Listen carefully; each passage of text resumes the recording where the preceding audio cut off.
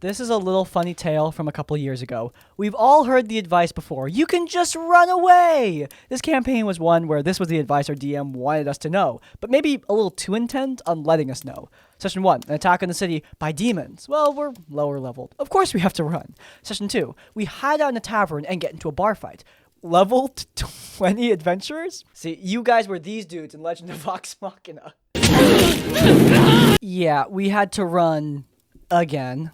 Session 3, we investigate the woods. Wouldn't you know it, the hag we stumble across has 15 zombies. And as we're trying to thin the horde, the Dungeon Master says, you can always run if you feel overwhelmed. Session 4, I'm not exaggerating about the number of sessions. We encounter the demons again, and haven't leveled up since we have exclusively come across things that we can't even try to kill yet. So we run off. Again, after 4 sessions of literally not being able to do anything, we ask the Dungeon Master, who just reminds us, you're low leveled. If you feel overpowered, I want to teach you how you can always run. I don't think that doesn't. I don't think that checks out.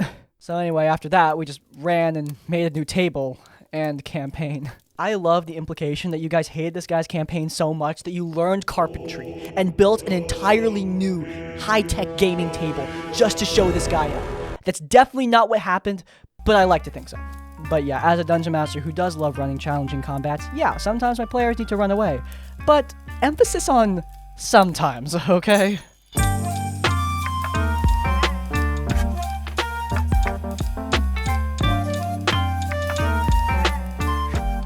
Allow me to set the scene. I was quite new to tabletop role-playing games and playing online with friends through Roll20 and Discord for voice chats. Most of us were pretty new to the concept of Dungeons & Dragons, and our Dungeon Master offered to teach us how to play, and has been doing that for a while. He had a couple campaigns he ran by us, but they all fell apart due to his faults. I could be here all day talking about each one, but this story is about his second or third, can't remember the exact number, sorry. Anyway, it was his second or third time running Curse of Strahd. Here is the cast. Have any of you guys tried running a module multiple times in a row? Insanity is. Because at this point, we're forming a pattern.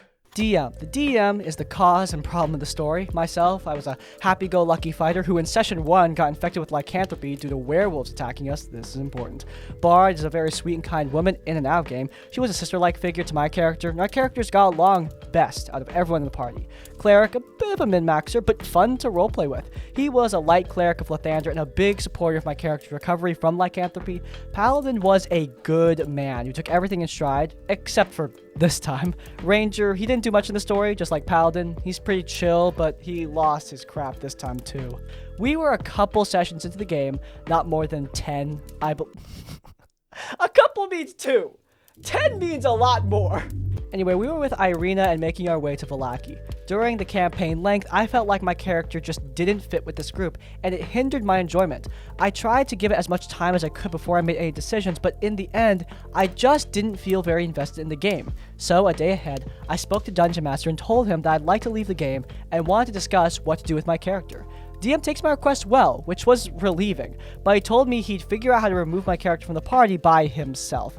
In hindsight, I should have just clocked in that was a red flag staring me right in the face, but at the time, I didn't want to start problems, so I trusted him. The only context DM gave me for his idea was that it will involve Strahd, nothing more than that. Session time rolled around, and we began with our party, foraging and camping out, just relaxing and chatting while the night was young. My character was foraging for berries and chatting with Bard. It was a sweet conversation, but unfortunately, Strahd von Zarovich appeared, apparently targeting my character.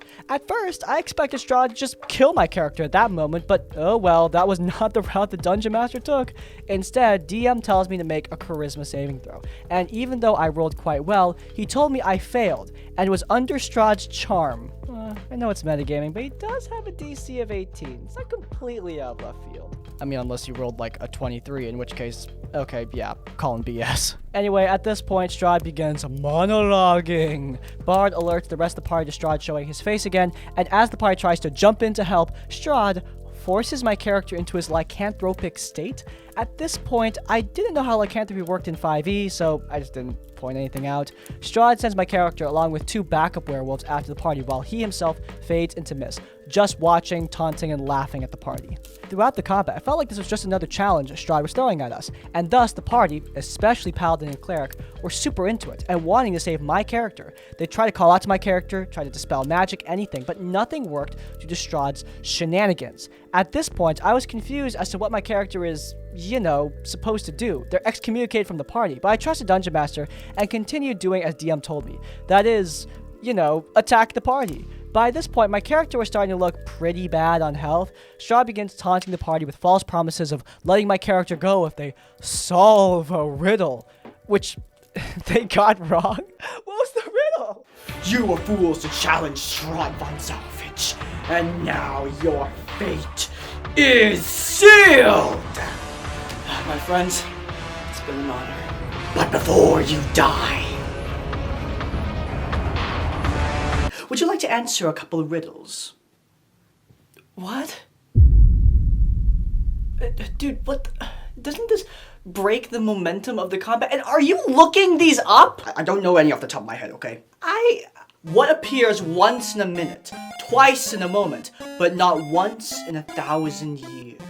Dude, I was just in a fight. I have no idea. Fool! It's the letter M! That's stupid. So yeah, what was the point of any of that? During this time, I would like to point out that Paladin and Cleric's players were starting to breathe heavily. We could hear it through the Discord voice chat. They seemed pretty stressed out. Bard was getting upset, and Ranger was just frustrated with how the party's efforts were being thrown to the side. Not long after Strahd's BS riddles and puzzles, DM calls for a break and genuinely, without irony or sarcasm in his voice, said, "You guys do know he's not meant to be saved, right? You can't just kill him." And that's what flipped the table for the rest of the voice call and the session. I was so confused and honestly floored by the DM's way of thinking. Meanwhile, Cleric and Paladin mute because they need to de-stress. Ranger starts raising his voice with Dungeon Master, telling him this was such a dog crap idea and super unfair. Me and Bard were quiet, and I just felt really guilty because in my mind, if I didn't say crap about my dissatisfaction with the game, none of this would have happened. Of course, as of the current day, I know I did nothing wrong in requesting to leave the game, for I'm not responsible for DM's actions. After Cleric and Paladin returned, they seemed a lot more aggravated and upset with little to no enthusiasm in their voices. Even past all the red flags blaring in his face, Dungeon Master called for the session to continue and made things so much worse. Yep.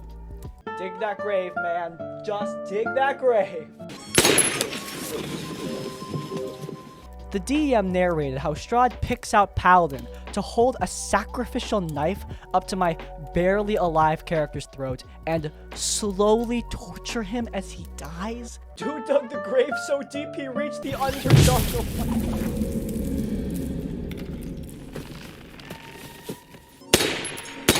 I don't know how anyone had their crap together at that point, but Paladin, in character, began comforting my character, refusing to hurt him any more than he already had been. After many refusals from Paladin, DM just goes, "You're useless," and Strahd lopped off my character's head in one swift motion. Ranger, Cleric, and Paladin pulled DM aside in different voice calls, and while I wasn't there to listen in, they all sounded quite aggressive and sarcastic between one another beforehand. I stayed with Bard and just tried to process what just happened. I would like to note, I was the only teenager in this group. The rest of the players and the Dungeon Master were at least... Okay, you're still a teen at 19. Come on. And anyway, this was quite a vivid memory for myself when it comes to DM. I don't like calling this trauma because it doesn't feel like it was, but I definitely will never forget how uncaring and disrespectful an experience this was, not just to me, but to everyone. Hey, I did a podcast yesterday as of publishing this video with You Might Be a D&D, and in that podcast, I talk about an experience I had in the music world. And yeah, that experience sucked. It was horrible. Is it the most traumatic thing ever? Probably not, but it was still terrible and ruined music for me. Trauma is not a competition, alright? Remember that. Afterwards, DM canceled this campaign and ran a couple other campaigns, but they fizzled out due to his other faults. Not too dissimilar, though not as blatantly offensive, from this story. I separated from that circle of people, found other people I'm more comfortable with, and have been a full-time game master of lasting, healthy campaigns for almost half a decade. I'm still in contact with DM, but I've made it very clear to him I'm not interested in his campaigns or him trying to pull any stunts like that ever again. I want to make this clear. I don't share the story to bash anyone because this should be a learning experience. Of course, this was a huge mistake that never should have been made, where common sense was used, but mistakes are what make us human. I share the story to tell DMs what not to do with their campaigns. Please, DMs, talk to your players, discuss what subjects they would be uncomfortable with bringing up, and make sure to remember that your players are not miniatures on a table. They're human beings with human emotions. I like how you point out yourself that you would have been fine with your character just getting the axe from Strahd. And yeah, I think that would have been fine as well. But the DM didn't kill your character, the DM possessed your character. And in situations like that, at least to me, it seems like that's the kind of situation that your party should be able to save you from. The DM offered you choices. The DM offered you a scenario where there might be a win condition, and then just dropped that, oh yeah, there isn't a win condition at all, you just can't win, you have to kill your friend. The DM escalating to torture, though, is the real problem, but I think most people are sensible enough that they realize that's a really stupid idea. But given that this DM exists, I guess that it's not obvious to everybody. Shame you had to drop the whole group. Some of them seemed like they were on your side, but hey, you know what? You choose who you want in your life, and if you want to move on from this, I totally 100% understand why.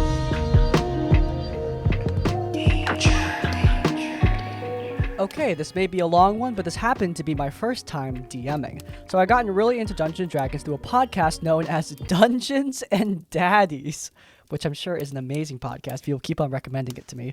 But horny posts I've seen without my consent have ruined the word daddy for me completely. And I wanted to play a game of D&D soon after. I tried playing as an adventurer, but found myself more drawn to being a dungeon master, especially since dungeon masters are hard to come by. I wanted to do a simple campaign that could go long term, or short term depending on the players. I got my friend, who we'll call Wizard, for the sake of sanity, to join my first campaign. She was very interested in playing after I explained all I had learned from reading multiple manuals and stalking online forums about how to be a good dungeon master. Make it sound a little more intense than it probably was. Okay, so you only get it if you're standing adjacent to an ally or you have advantage.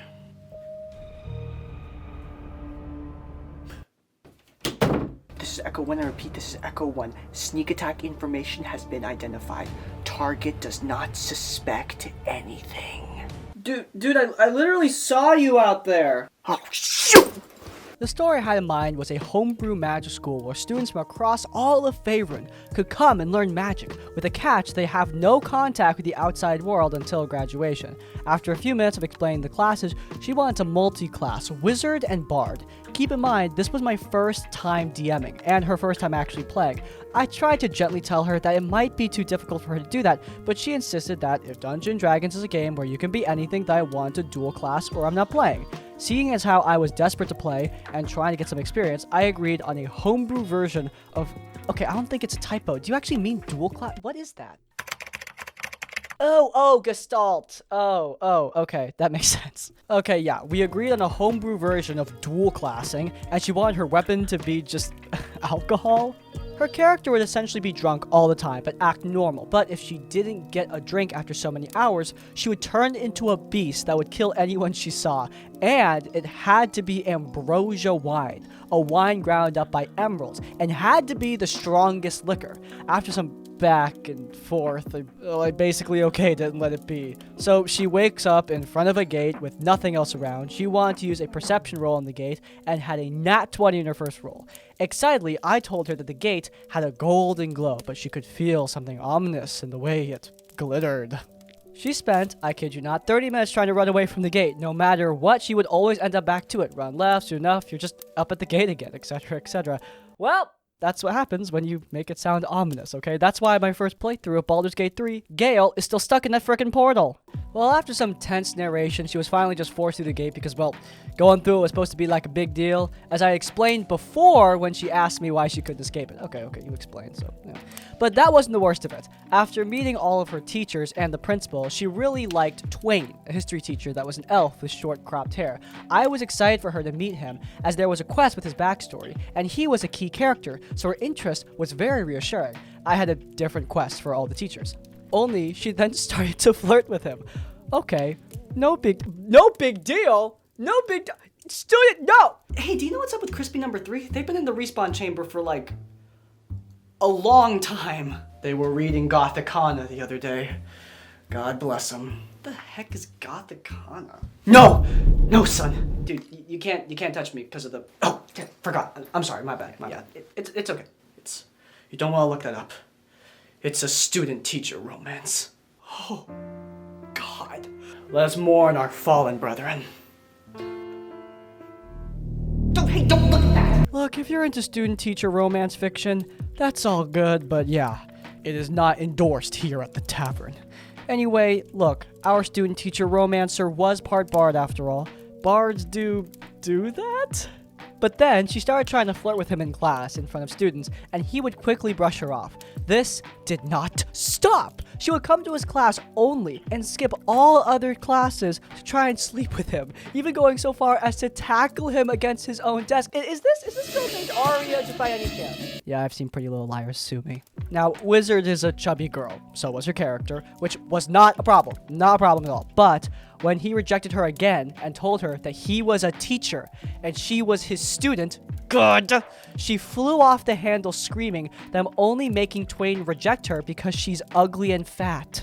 Which, no, that's not the reason. Twain has a very good reason for not wanting to engage in romance, which I was trying to explain. Also ties in with his backstory, but she would not listen and refused to actually roleplay. She just wanted to say, I seduce him, and just roll for it. After that, my husband tried to join in as another student, which made her even more sour. He was playing a paladin who was going to show her around the school and hopefully get the story back on track. She refused to follow and wandered the school for herself. Okay, fine. My husband helped me to do both characters in separate situations, but upon Wizard not wanting to interact with his character at all, he decided to step away. She tried seducing bullies, upperclassmen, other teachers, and even the principal. He was actually the villain of the school, by the way. Whenever a roll failed, she would flip out about how dumb the game is and beg for re-rolls. During the first act of combat, I tried to explain how spell slots work, and she tried using spells that she didn't have equipped or that were too high of a level. When I made an enemy attack her, she screamed about how they could do 2d4 of damage and why her weapon, a lute she brandished as a club, could only do 1d4. I feel like my saxophone will make a pretty good weapon. I don't know what you're talking about. I wield the Leviathan axe, forged with the breath of 100 frost trolls, enchanted with the venom of the world serpent, slayer of the sons of Thor. I cannot be beaten by any foe that... Oh my god!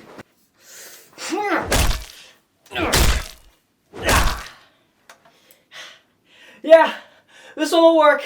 After a while, the battle came to an end with her winning the fight due to the enemies being just very, very, very low level. It was then I figured that this was going to be a very short campaign and quickly revealed the principal's evil intentions of kidnapping certain students after graduation and using their magic as an endless barrier that hides the school and keeps them forever the same age. She wanted to strike up a deal, saying she didn't care about the school and that she wanted to be school queen and run the place behind the scenes.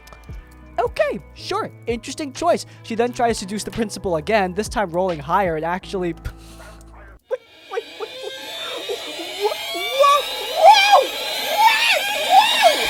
She seduced him, made him a lapdog, and forced Twain to watch the principal do stuff to her, giggling about how he could have had this, and now everyone in the school is her own playthings now. And promptly, she stopped any graduations from happening ever. Twain didn't respond and only nodded. And with that, my session 0 came to an end. After she left, I tried to salvage what happened with it all, and eventually scrapped the school idea for a bit. And Wizard didn't even show up for another session, and claimed I was being too strict, and it made me a terrible DM. So, yeah, I never played with her again. I mean, I was making fun of you a bit for being a little too strict with the whole gate thing and not conveying properly what she needed to do. But, I mean, you did allow her to seduce the principal.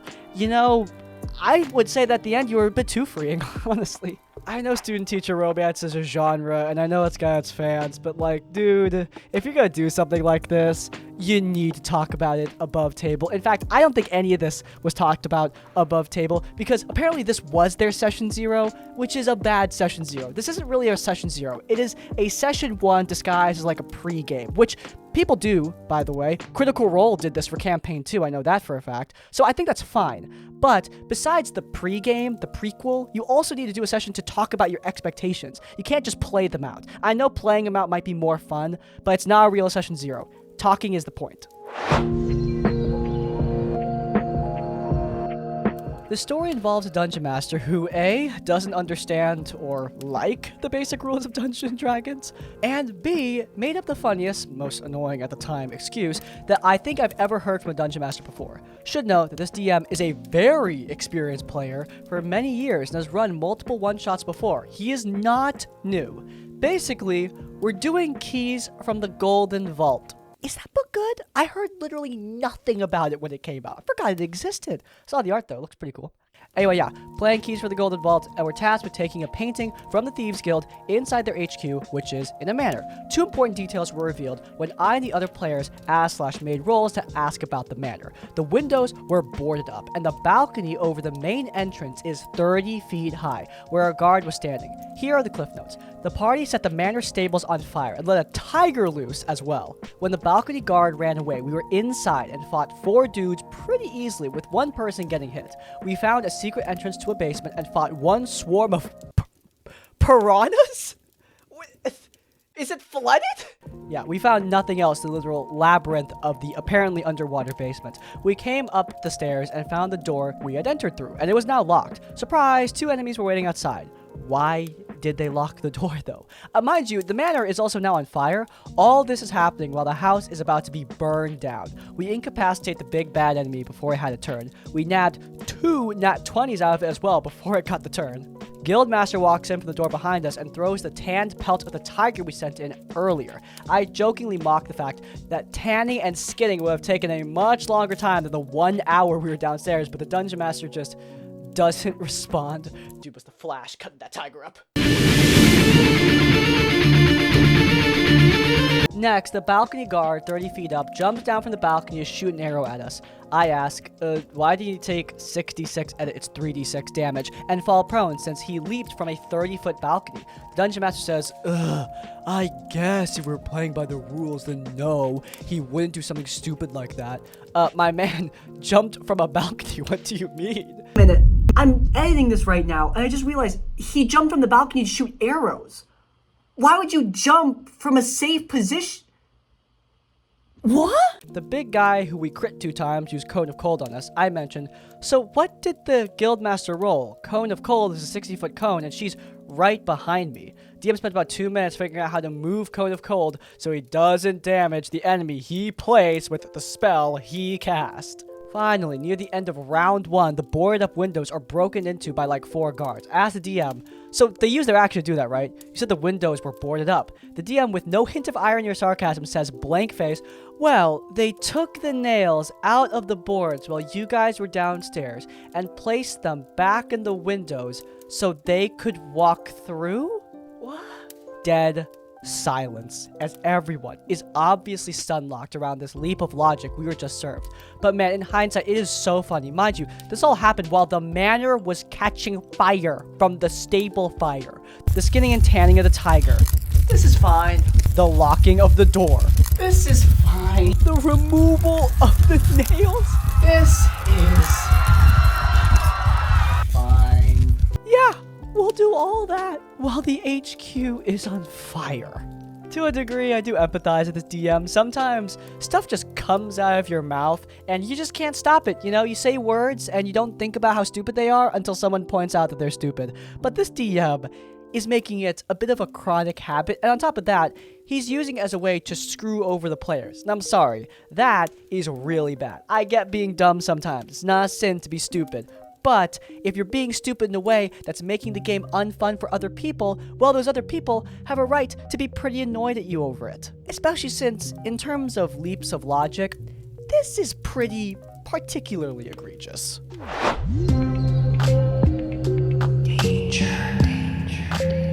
Hello, Crispy. I've been a big fan of your videos for quite some time. Thank you, by the way. They've been good company for me at work, and after listening to so many, I decided to submit my one and only horror story. Well, lucky you. It is a lot more mild and tame compared to everything else I've heard, but I figure you might get a good chuckle of it. Now, every time someone says that, I read the story and then I react like this. No! Yeah! Excuse me for being distrusting. I have been a forever DM since 3rd edition. Then, a few years ago, I joined a Discord server for several online gaming communities. It is here I met a group of friends that were heavy into role-playing and were all becoming fast friends. It was not long until someone suggested we all play Dungeons & Dragons, and we all hopped on board with the idea. The other players aren't super important here, nor their class/races, but this was all vanilla 5th edition. I then learned that the Dungeon Master wasn't going to be someone already from this group, but a new person who's floated around the server a bit. I've personally never talked to the guy, but everyone seemed excited from the DM, so I joined in on the excitement. It is here where the horror starts. This DM had a lot of quirks to him that made me realize this game was not for me, but I stuck around way longer than I should have. Bad D&D is better than no D&D. We had no session 0, which was a red flag, but I still wanted to try and persist. But it was definitely a sign of things to come. Probably the least offensive thing that bugged me was he had the humor of an edgy teenager. Imagine that class clown who thinks he's way funnier than he actually is. Not hard to imagine. That was me in high school. Nothing was off the table for this guy. All those sensitive subjects, yeah, he would joke about all of them. I understand everyone's humor is different, but we were long out of high school, and he just seemed to never have grown up. The other players didn't seem to mind, so I stayed quiet. I didn't want to be the party pooper, but then things got weird. I'm not sure if he was targeting me, but I noticed some very odd things seemed to happen, but only to me. He had this really weird habit of having all the NPCs flip me off. This really is True Detective. Yeah, that's right. I ask an innkeeper for a room. He hands you the key to your room and flips you off. I ask a guard if they've seen a person of interest. The guard shakes his head and flips you off. One time, we were all participating in a Colosseum-style match to earn favor with the king and queen. I exploded a creature with lightning, turned to the queen and bow, dedicating the spectacle to her amusement. And she flips me off from the crowd. No one else was getting this odd treatment, and no one else seemed to mind, so I stayed quiet again. Probably the most egregious thing was the talking donkey. The Dungeon Master put in a talking donkey NPC to join us on our adventures. However, I quickly realized this donkey was nothing more than an avatar for the DM's shenanigans, so our characters could also hear his brand of humor as well as the players. Much like being flipped off, though, I was also the target for this donkey. Every night, it would make comments towards my character suggesting it would... There it is! I knew it! This led to my character waking up several times to the donkey trying to get into bed with him. I don't know if the DM would have actually done anything, or if it was just a means to see me and my character squirm uncomfortably. He never had me make any kind of rolls and would flat out tell me he was trying to sneak in. None of the other players said anything again, so I just thought I was a wet blanket, but it was probably the closest I ever came to quitting on the spot. After about 5 or 6 sessions, though, the original group I became friends with had a falling out. They essentially kicked out one of their friends, who was real sweet and kind, so it was surprising they had done that. They turned their distaste for her into distaste for her character. One day we woke up to the building on fire, and she was just dead. There was no chance to save her, which is very odd because the Dungeon Master was brand new to the group as well, meaning the rest of the group influenced this event too. My character was the only one to try and give her a proper burial, as the others just laughed. Shortly after that, the entire campaign fizzled out, and I never spoke to any of them again. Sorry if my thoughts seem all over. This happened a long time ago, and I have a really poor memory in general. I'm in a much better Dungeon & Dragon group now, with fantastic DMs, and still running games myself. All this kind of behavior I never condone in my games. I'm not afraid to speak out anymore as a player if something makes me uncomfortable. Again, thank you for reading. I hope my one and only horror story was interesting. Keep up the good work. First, thank you for your kind words. They are much appreciated. Second, yeah, this DM sucks, man. The group too, while we're making a list. I mean, the DM is blatantly targeting you. Who knows why? I don't know why. Maybe it's because you weren't laughing at his jokes. People who have this kind of stupid sense of humor tend to get very offended when people don't laugh. Again, I know. I was this kind of insecure lout back in high school. And yeah, I remember that sinking feeling in your stomach when no one laughs at your bit. Because yeah, it does suck. But number one, game's the game when it comes to making jokes in public. And number two, having this much of a grudge over it is just absolutely ridiculous. The DM is the one being the killjoy, not you. Do you know what that is? It's a wrap. If you guys enjoyed it, then please do leave a like. If you want to see more of our content, then you can check out our Tavern Adjacent podcast. We did a new episode with Jesse from you might be a D&D, it's linked in the cards. And while you're there, subscribe to Crispy's Tavern to get more of our content as it comes out. And finally, if you want to leave your own stories or thoughts, go down in the comments down below. If you can't think of a comment, leave the comment student teacher to let me know you made it to the end of the video. And hey, by the way, if you have your own horror stories, you can send them directly to us. There's an email down in the description down below. Send your stories our way for a chance to be featured in one of these videos. But hey, even if you don't have any stories, in essence, like, comment, subscribe. I will see you all next time. Farewell. You are fools to challenge Strahd. And now you actually grab the skull, so it's like Strahd's not just a guy.